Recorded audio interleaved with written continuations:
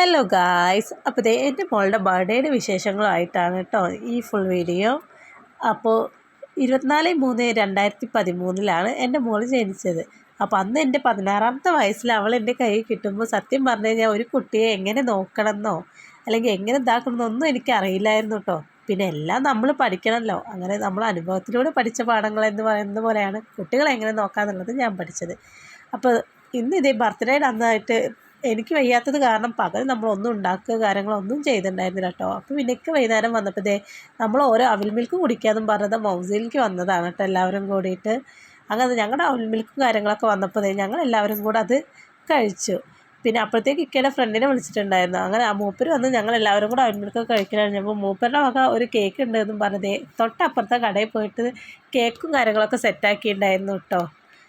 പിന്നെ ഞങ്ങളെല്ലാവരും കൂടെ കേക്ക് കട്ട് ചെയ്യാൻ പോവുകയാണ് ചെയ്തത്. അങ്ങനെ പോകാൻ നിൽക്കുമ്പോഴാണ് അവിടെ അമ്പലത്തിൽ എന്തോ പരിപാടിയായിട്ട് കുറേ ആളുകളൊക്കെ കൂടി കൊട്ടും പാട്ടൊക്കെ ആയിട്ട് നല്ല രസമായിരുന്നു കേട്ടോ കാണാൻ. അങ്ങനെ അതൊക്കെ കുറച്ച് സമയം കണ്ടുകൊണ്ട് നിന്നുണ്ടായിരുന്നു.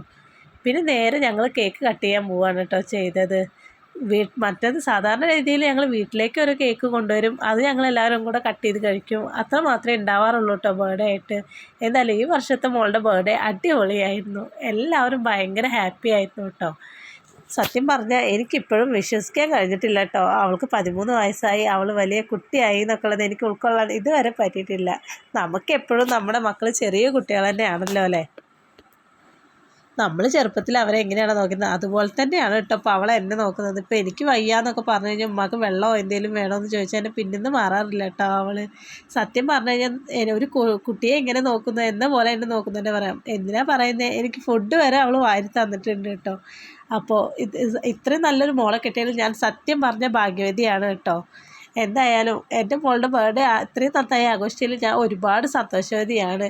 അപ്പോൾ ഇതുപോലുള്ള വീഡിയോസായിട്ട് ഇനിയും വരും. എല്ലാവരും കാണണേ. Okay, by.